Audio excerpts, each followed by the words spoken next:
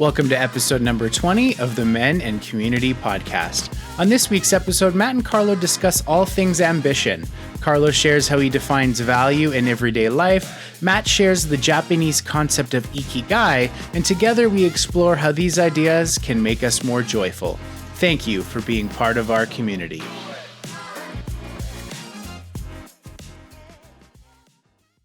All right, everybody, welcome to episode number 19 of the Men and Community Podcast. We're almost 20 years old, almost episode 20, almost time for double decades. We're going to have something special for episode 20. I have no idea what it will be, but it will be legendary. Well, and then we need to talk about whether we do something exciting for 20 or 21. Like, which do we celebrate more? Yes. I know my 21st birthday was way better than my 20th. Okay. I don't know if I remember either of mine. But you remember my 21st, though. Do I? Remind me. We talked about this a couple episodes ago. That was 50 Shades of Grey night. Oh, that's right. That was your 21st. Yeah. Go back and listen to, that would be episode 17, I think, or 16. One of the two. But there's a good story in there about Matt's 21st birthday. That was I think about that weekend all the time. Yeah, I do too. All right. So thank you again for joining us for episode number 19 of the Men and Community Podcast. We just, as we often do, we filmed 2 episodes back to back. Last episode was about the Barbie movie. Matt is still wearing his pink. So as you can tell, it is filmed in the same day. And we're high off of that fantastic chat. So let's get into our questions. What's your worst driving habit? I have to admit this. For context, while he's thinking which one he wants to share, Carlo drives a fantastically fast Subaru. Is it a WRX or an XTI? I never actually know the difference between the two. I just giggle because STI. Yeah, that's fair. I'll go fully technical on it. Nice. The year that I got my car, it officially became the Subaru STI on its own. Every year prior to that, It was just a disease. No, it was the Subaru WRX STI, and then several years before that, it was the Subaru Impreza WRX STI. Interesting. Usually, never mind. And we're not going to get into details because I'm a Subaru nerd. I love my car.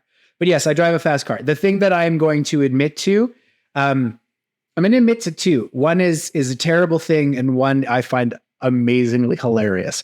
If you park like an idiot in a parking lot, I will fold the mirrors in on your car, and I will in specific fold the passenger mirror.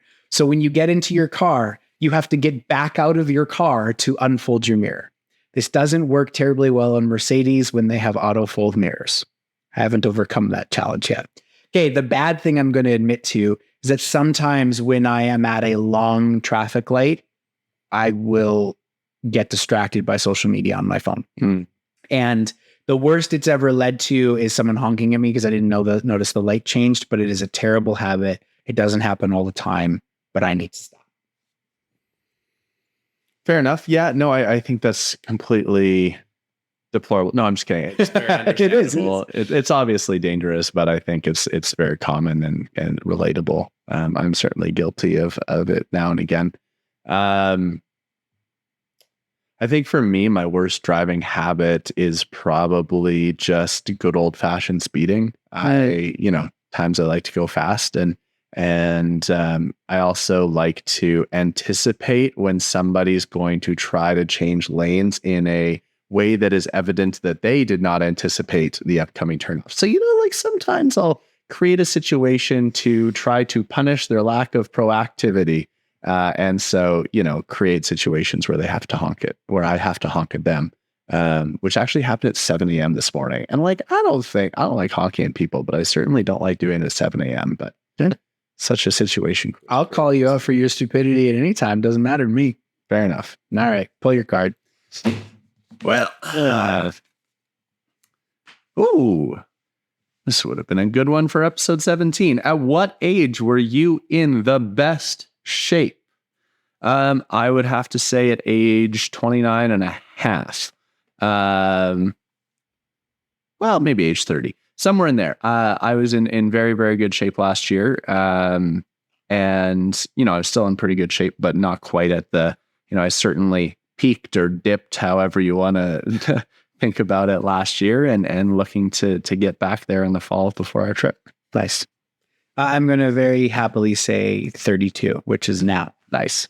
Yeah, that's I feel like every year since I had my fitness transformation has just been better and better. And that doesn't necessarily mean the scale is less, but it means I feel more capable. I feel stronger. I feel more just able to live a healthy life. So I'm very, very proud of that fact. Love it. Yeah. All right. So this episode is one that's kind of been spurred on by a recent experience of mine. It's also something that as soon as I started talking about it to Matt, he was like, oh, I know the name for that. So Mr. I have an exercise, I have a graph, a pie chart of something. He's ready and prepared. So I hope you're excited. But the concept here was that in my belief, you kind of fall within two different categories. Okay.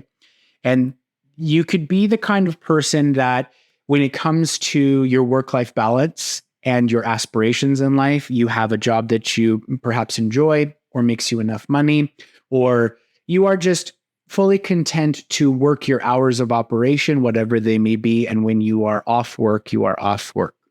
And you fill your time outside of that with almost anything, but it is never of a concern whether that thing forwards your skills or makes you money.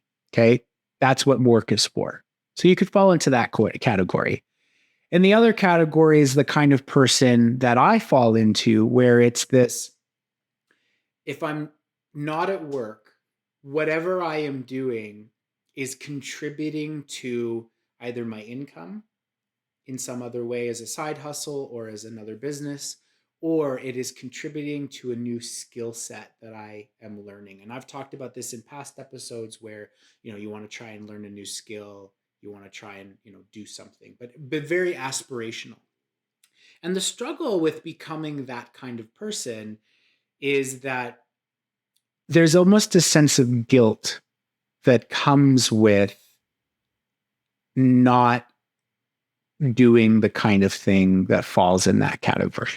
Right. So the idea of sitting on the couch and watching a TV, or for me, playing a video game, or, anything that doesn't improve my skill set, make me money. And it's to the point that even the small little things that I have going that I just find enjoyment in, I try to find a way to make it a hobby that pays for itself. And the biggest example of this would be my 3D printing, which I've talked about in shows before, where, it doesn't necessarily, it's something that I do because I truly enjoy it and I find it fun and it's a skill that I enjoy learning. But I've hit this point where I feel I invest enough money, time, and energy into it that I want it to at least pay for itself. Right. And I feel guilty when it doesn't. Oh, I just spent more money on this thing and yet it has never made me or hasn't made an equivalent amount of money.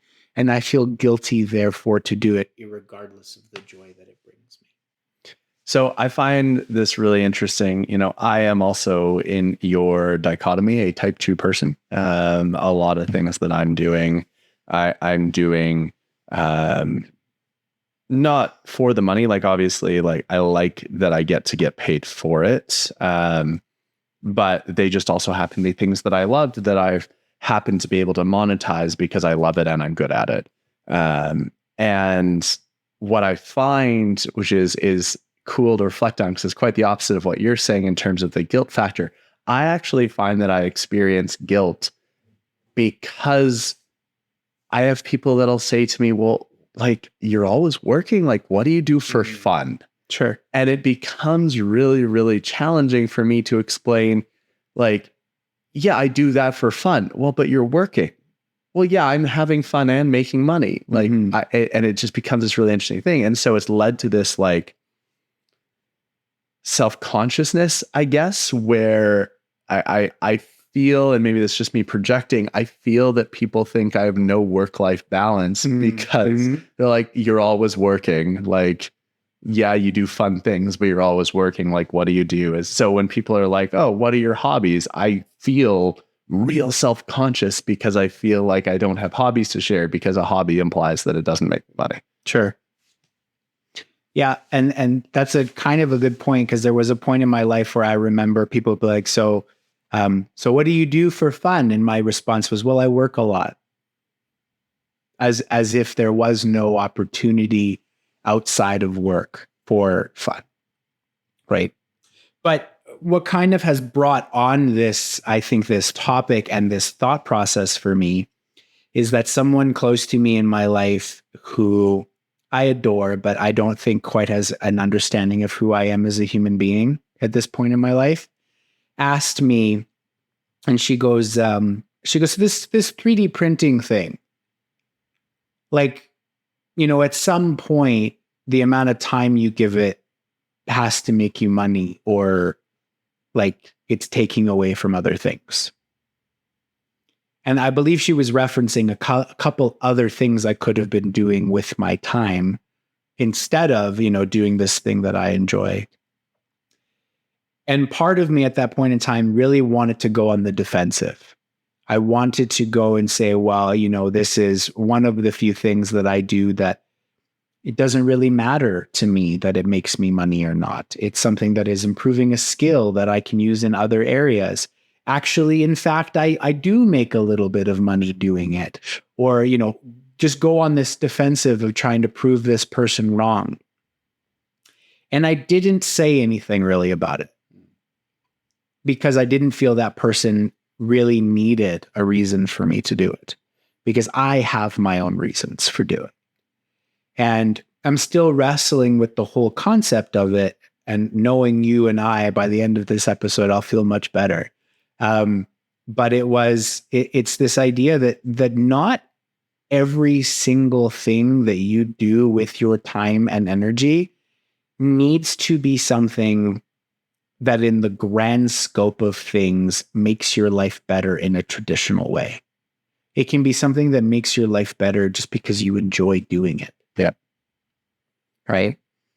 So, Mr. Graphman, Mr. I already have this figured out. Would you please enlighten me as to what this is actually called? Okay, so let me give you a little bit of context. I mean, you certainly shared your story on this, and I've been having similar or different reflections, but in very related sense. And something that I've been struggling with a lot in the last month or so is trying to navigate where I'm spending my energy and my capacity. You talk all the time, and we have a finite amount of energy to give. Well, I'm starting to feel like I'm at that point where I'm giving as much energy as I have and needing to make some really intentional choices about where that energy is going. And I've been wrestling with this for a while. There was an opportunity that came up that I knew I wanted, but I couldn't really pursue it because there is no time or space. And if I was going to actually be successful getting the opportunity, that would have actually been a bigger headache, because I wouldn't have had the opportunity to dedicate myself to it in the way that I'd want to, given that this is something that I can see being like a really cool component of my career moving forward. Sure. Very cryptic. I know. Doesn't matter. Well, it led me to this place where I decided that a few weeks ago that I was going to go on this little camping trip and spend some time in trying to unpack what had been a very busy summer, but also unpack how I was feeling about where my capacity was going in different areas. And so in the same way that, you're in this place trying to interpret and validate the ways that you're spending your time, I was also trying to validate the ways that I spend my time, right? Like, is this thing something that means enough to me to keep going? Is it making me enough money to keep going? Does it impact enough people for me to keep going? Well, it turns out that, I was listening to, believe it or not, we listen to other podcasts other than our own. We don't just listen to ourselves talk. We actually like listening to other people talk too. We do listen to ourselves talk. That's true. It's like 50-50. Yeah. Yeah. But nevertheless, there's some people that have as soothing voices as we do. And so sometimes I put on a different one, especially when they have a really nice British accent, which in this case, this podcast, well, he's an entrepreneur and a business leader who now has a podcast. for those of you who aren't familiar, definitely recommend going to check out Diary of CEO, which is a podcast by Stephen Bartlett. He's a part of the UK Dragon's Den, business leader in the UK community. Who's been very successful in his businesses and has really cool perspectives about corporate culture, amongst other things, which is something that I really value. And he introduced this concept that certainly is not his concept, but he spoke on it in one of these episodes that I listened to, which really helped create some framework for my thinking on this, called IKIGAI, spelled IKIGAI. Obviously, it's not spelled like that in Japanese because those are English characters, but you get the idea. And the idea of Ikigai is it is the confluence or the perfect combination of the four things I just mentioned. It is the things that you're good at, the things that have the potential to make you money, the things that you feel could be beneficial to the world or the people in it, and the things that you enjoy the process of doing. Hey. And if you Google it, you'll find different like overlapping Venn diagrams describing that if you combine, two of these things, it's your mission. You describe two of them, it's your passion, your employment, your vocation, right? But at the very center, if you overlap all four of those things, those places where what you're good at, what makes you money, what benefits the most people, and what you enjoy the process of doing, that is Ikigai at its center. And the argument being, of course, that we should pursue careers or we should just pursue that, right? That should be the ultimate fulfillment, is finding something that combines those four things.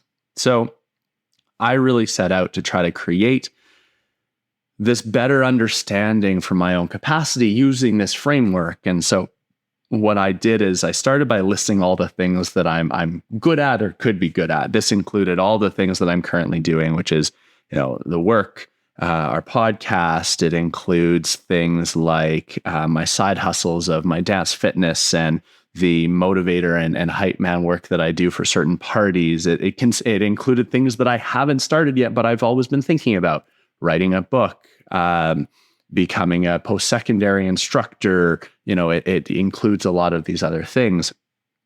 And then I got stuck because in my head, the process was, you write this list of things you're good at, and then you write down which things have the ability to impact a lot of people.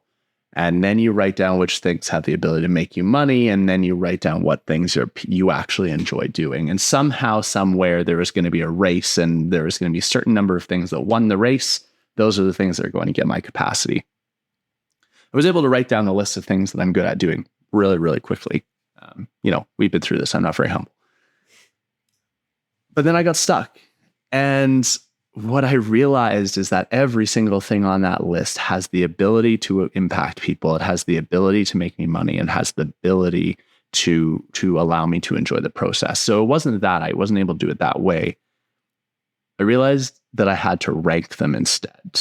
And it wasn't just, is this thing capable of making me money or capable of having an impact? It had to be in relation to each other. And I had to start making these evaluations based on relative, does my dance fitness work impact more or less people than writing a book would, right? And start making these judgment calls today in this present state. What are these things are more impactful than the other? Which of these things are making me more money? And which of these things are more fun? And what I found was kind of refreshing, also kind of a pain in the ass.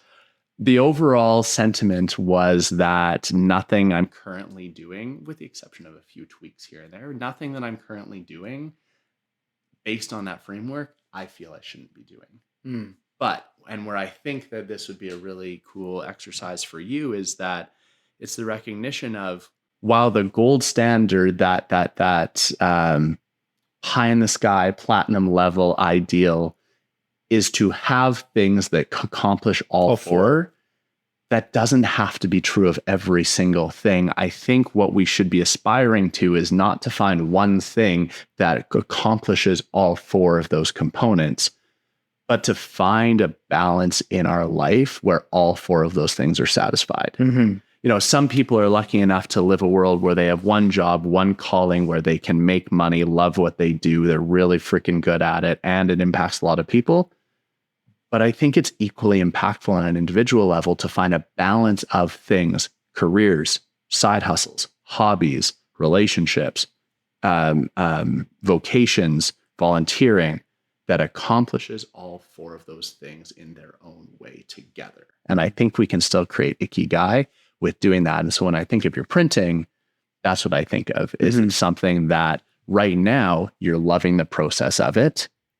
And maybe the development of that skill is going to start to raise the other two that I think in your own calculations is sitting a little bit lower on in terms of impacting other people and making you money. But even so, I know that you're making steps right now. You just started a new TikTok account for your printing. So you're working on the impacting people thing. I know you probably didn't think of that intentionally, but like there's ways to raise the profile of each of these things. But if it's high on one of those categories, it shouldn't be discounted just because it's not high in all four. Yeah.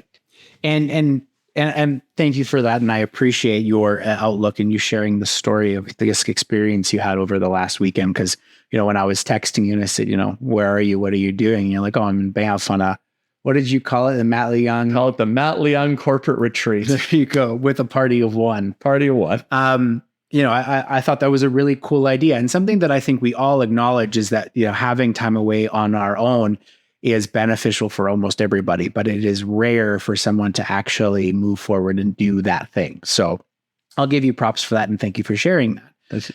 And the interesting thing about this, and contrary to some of the other episodes we've had where I've, you know, shared some of the struggles I'm going through, is that I didn't have a moment, even during this conversation with this other person, where I felt that I was doing something wrong, right? Like, I knew and have known for quite a while that the things that I include in my life and the things that I devote my energy to generally are things that have a benefit for me. Otherwise, I don't do them, right? I've kind of grown past doing the thing to satisfy the wants and needs of other people if it doesn't also help me in some way. And I mean that in a way of not, I don't do anything unless it benefits me. I'm in a way of, you know, there are certain examples or certain times in your life where you're forced to do something. You feel you're forced to do something for someone else, even if you don't want to. And I've kind of grown past that and stopped pandering to that kind of situation. So that's not so much what this was. It was more of just kind of this feeling of internally being one of those two kinds of people. You can already struggle with devoting your time and energy to things that you want if they don't meet some of those categories, but then also having some of that external influence of someone who, whether they believe or you believe, are thinking of your best interest, to then question something that you have decided you gain value from, was more kind of what spurred on this thought, right? And, you know, further to your point, I have passion in several areas of my life. I have the ability to impact people in several areas of my life. I have the ability to make income in several areas of my life. So for me, if we're going to focus in on this idea of my 3D printing, it's the one area of my life that I feel my creativity gets to thrive. And that is something that I have felt for a long time that I've lacked. I used to think to myself that I was not a creative person. And I know that not to be true, but it isn't until recent that I've been able to explore this little bit of arty side of me that I've realized just how creative I can be, right? So it wasn't a matter of me needing to defend my position to anyone else. It was more of an insult, feeling insulted to a degree of someone questioning my own decision, right? So I think the point that I want to bring up on this vein of the topic is the idea that what we do with our lives if it is something that you find value in that doesn't hurt anybody else and is in some way beneficial to you or someone else, nobody really has the right to question that, right? And this will apply for people in, I think, both of those categories, is that if you find joy in whatever it may be, if it's not hurting anybody, don't ever let anybody try and take it away from you. Right? I spent enough of my life working. I work a lot, right? I spent enough of my life doing that. I spent enough of my life devoting my time and energy to someone else. I spent enough of my life giving up and sacrificing the things I felt joy in because I was supposed to be on a path that led to more money or more fulfillment or more this. And I never felt as whole as I do now, filling those 4 cups from different areas. There is not, this idea that you had of this one perfect thing that fills all 4. Maybe it exists for some, but it does not exist for me. So, I felt challenged in a negative way. I felt insulted that somebody I thought or I hoped would be unsupportive and understanding showed that they weren't in this area. And again, I adore this person, but they missed the mark on this one.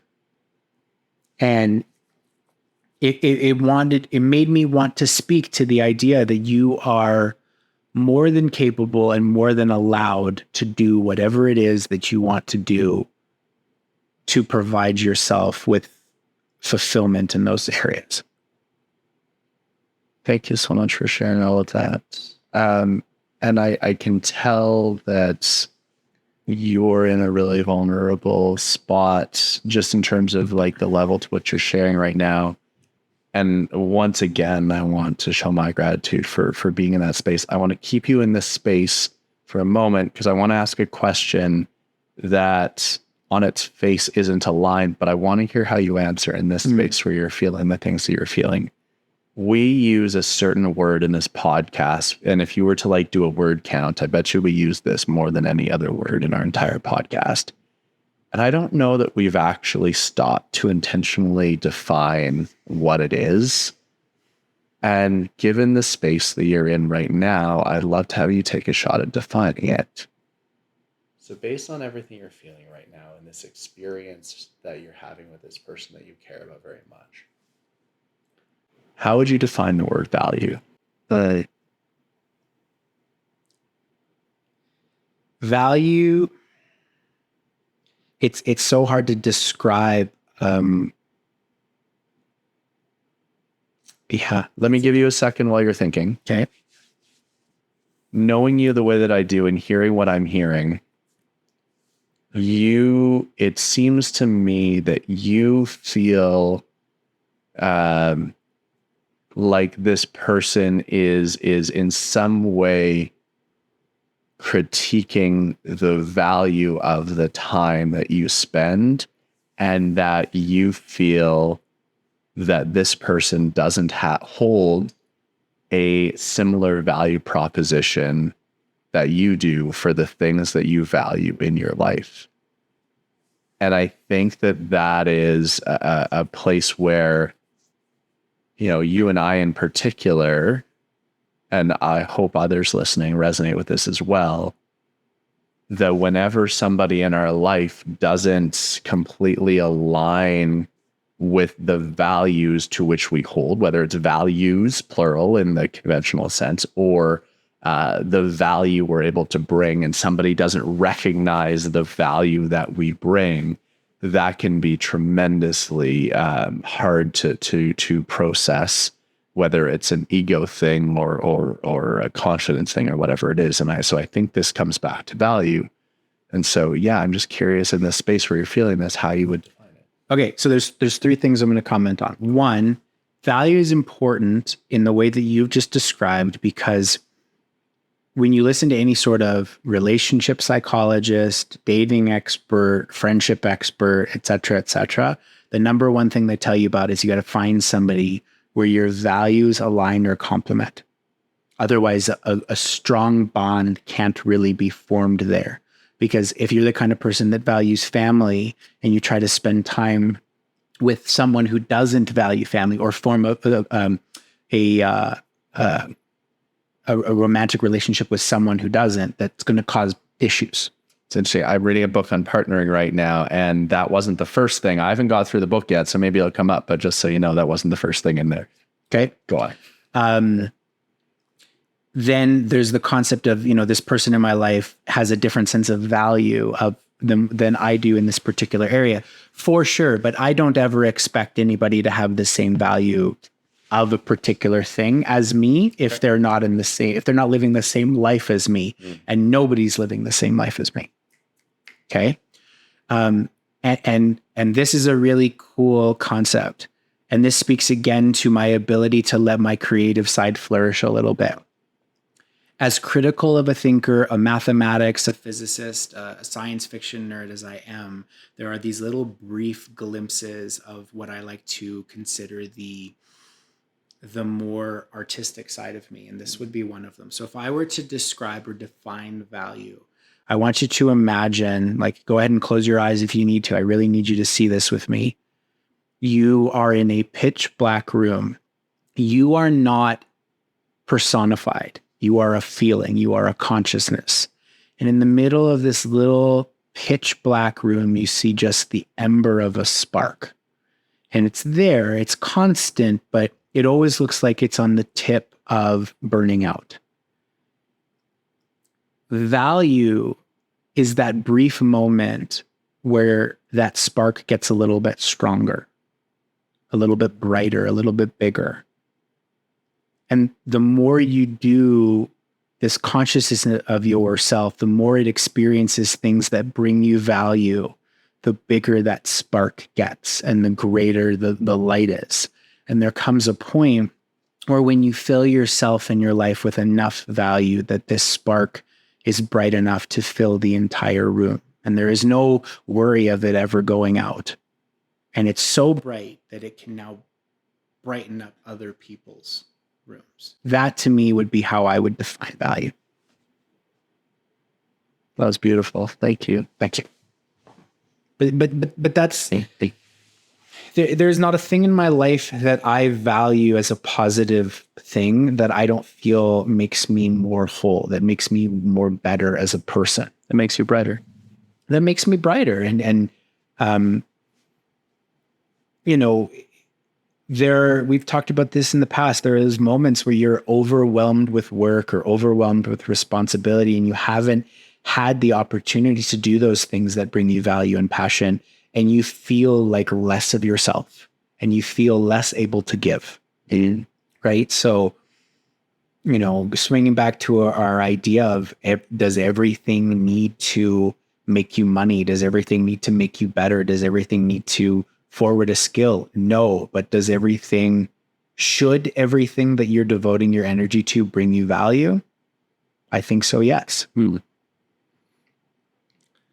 I hope that everyone who's ever listened to our podcast hears, even if it's just this 5-minute interchange, because I think that I can imagine that people that listen to this and don't know us as well as others might have gotten the wrong idea hearing the word value being shared. And I think that the way that you just shared value is so compelling that it'll change the frame of reference for many people going back and listening to some earlier episodes. And in fact, it's already something on my list to do, to listen to all of our episodes again. But I know that I'm going to be coming at it with a new frame of reference, just thinking about the new way that you've shared in terms of how you understand what value means. Thank you. Thank you. I've never articulated it that way before. Also, we don't listen to ourselves, so I'm not going to go back and listen to our podcast. I am now. If I had known that you were that profound from the start, I would have been paying closer attention. All these undertones. Yeah, we've talked about so many different things on this podcast, and, it's kind of fitting that we're getting so close to episode 20 or episode 21. I don't know if I've ever shared this on the podcast, but in our first few episodes, I was exposed to this idea that once you do something like 5 episodes, the amount of podcasts that do over 5 episodes significantly decreases. So there's something like 1 or 2 million new podcasts started a year. And if you do over 5 episodes, it drops down to like 500,000. And then, you go over 10 episodes and it's like 250,000. But if you go over 21 episodes, you are one of the like 50,000 podcasts that actually continue. And I think that's a great thing to think about, not only, of course, in the podcast space, but in the life space. You give something long enough time to flourish and you kind of stand out from that competition. Think about how many people that have started a diet or have started a new hobby or have started this and just not given it time to flourish and be bad enough to be good at it, right? And we've talked about this with learning a new skill. But we have always said from the very beginning of this podcast that we do it because it provides us value. And of course, we want you guys to listen and we want you guys to watch and we want to have social media engagement with you. We want to provide you guys value. But we do this because it provides us value. So when you try to think about it from the imagery that I've given you, I hope that you understand what that means to me, right? Because this podcast is a lot of work, right? Recording like this isn't terribly hard, but what you guys don't see is the 15, 20 minutes of camera setup and takedown and the hours of editing and the cutting into social media clips to try and grow our community. Is it beneficial for us to have more people listen? At this point, no. Neither you or I make any money off of this podcast, but we do it because of that little ember that grows a little bit bigger when I have somebody comment to me and say how much they love the show or give me a piece of feedback or something, right? There's a reason we do this podcast, and it isn't for money. Right? It's does it grow my skill set? Sure, I've learned all sorts of editing tricks. If you've seen any of our new social media stuff, it's a little bit different. I'm trying something new, okay? But the value that this podcast brings far outweighs what the traditional maybe business world might think that it brings. And it's super funny because, we host our podcast on Podbean, and I get emails almost weekly. Put ads in your show and you could make, extra money. And maybe at some point there will be a reason to do that, right? But at this point, it doesn't benefit anybody enough to throw an ad in the middle of our show. So I've completely ignored them. But even something like this, in the entire spirit of what our show is about, we are being told all the time it has to make you money. And I don't necessarily think it has to, because the value is there in other ways. I've been talking a lot. Say something. No, I appreciate everything you're saying. And like I said, it's so timely for me as well with all of this work that I'm doing to reflect on everything that's going on professionally in my life right now. And it's, I think oftentimes we think about spring cleaning, and we talk a lot about the idea that you're going to, whether it's cleaning out the garage or the basement or the spare bedroom or whatever it is. I think that the idea of fall cleaning is underrated. I think that there's something really special from a cleansing point of view in approaching September as a new year in the same way that you would January. At least, certainly in North America and other places where you run a September to June school year, I think it's embedded in us from a young age to think of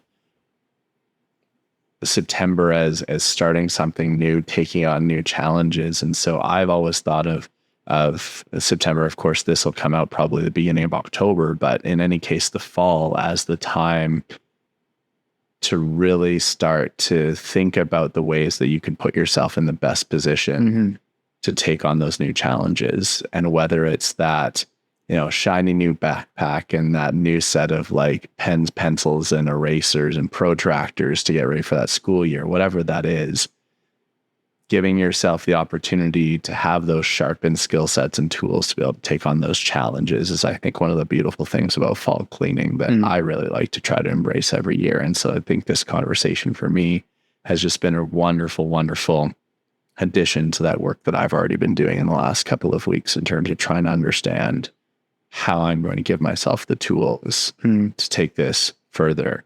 And I think for anybody who is listening, my encouragement to you would be to, again, take that time, whether it's an hour, 2 hours, half day, full weekend, whatever your schedule allows, and take some time to connect with yourself and ask yourself that question. What tools do you need? Obviously, physical tools or otherwise, to take on the challenges that are coming your way from this October onwards, and just see where that takes you.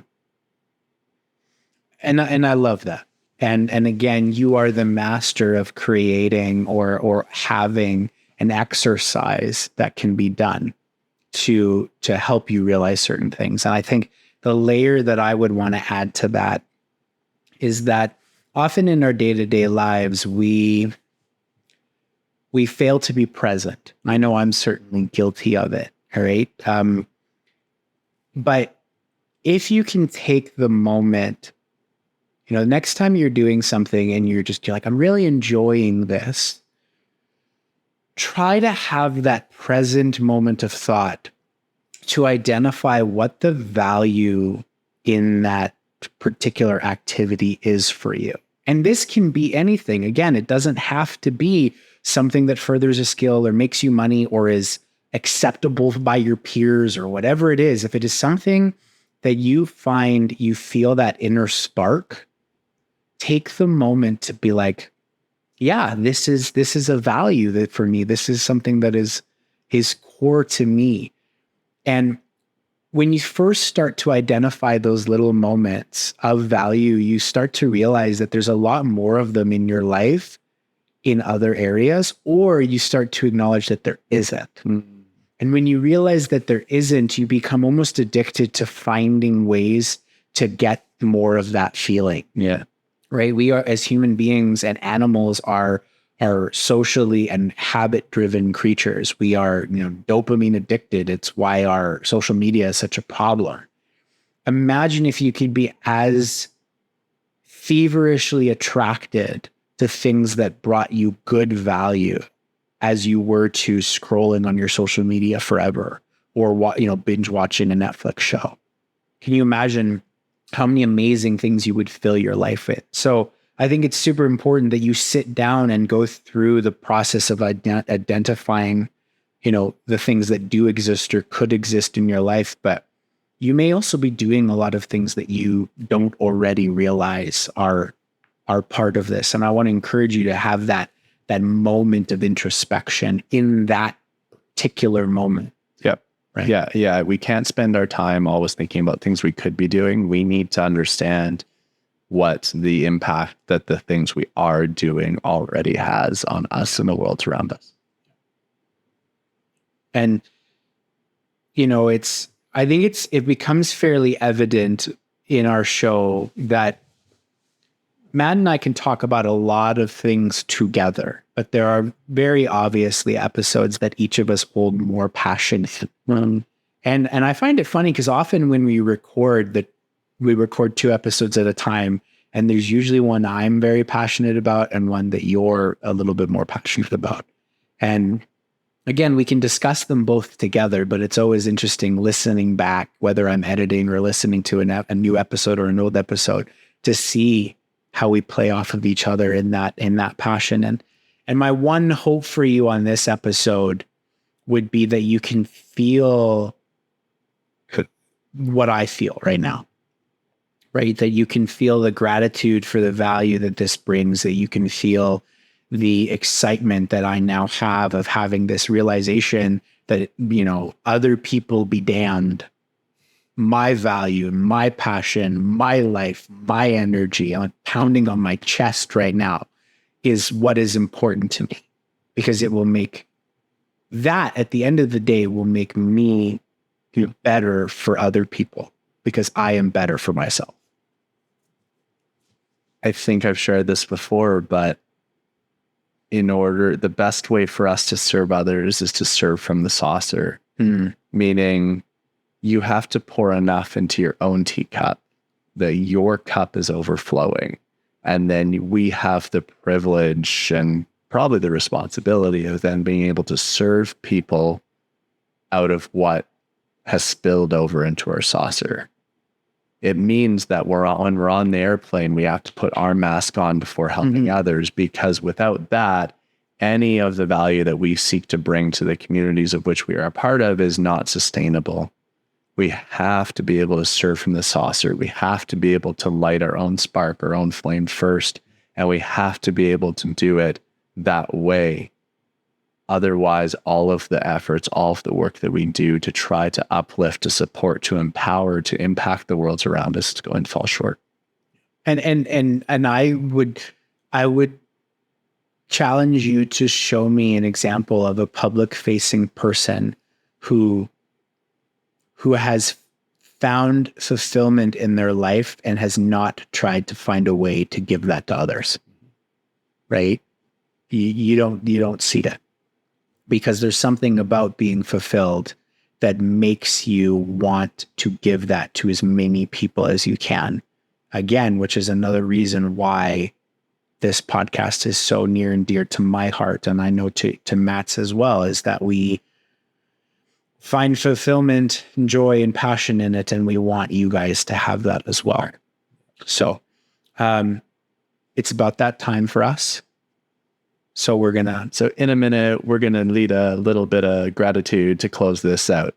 That was better. Good job. Thanks. Okay. Me and my Lizzo were practicing. Good for you. All right. Don't ever go to karaoke with this guy. Shows everybody up. And it's to the point that even if you got a second mic, you can't be heard. Can't be heard. Just pointing this out. Maybe we've gone to karaoke recently. Okay. I'm going to start off with the gratitude this week. I've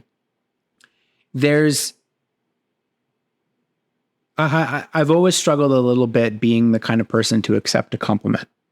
And it's something that I've had to work on very hard over the last few years to be able to take those and like actually accept them and not, second guess myself. But there's something about the way that you give compliments that there's never a guess in my mind about whether it's genuine. There's never a guess in my mind about whether you truly mean what you're saying. And I think there's a very special skill in that, to try and have that true, genuine connection with someone. So my gratitude for you is that you're never stingy with those compliments, and that you give them in a way that makes, I think, almost anybody feel valued and feel like it's a genuine compliment. So thank you for that. Thank you.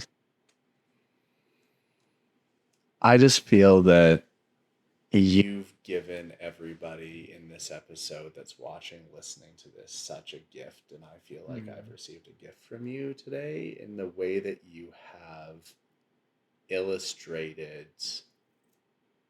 what value can be and should be. And I think that's really, really special. And I'm really, really grateful for you being able to share that gift with us.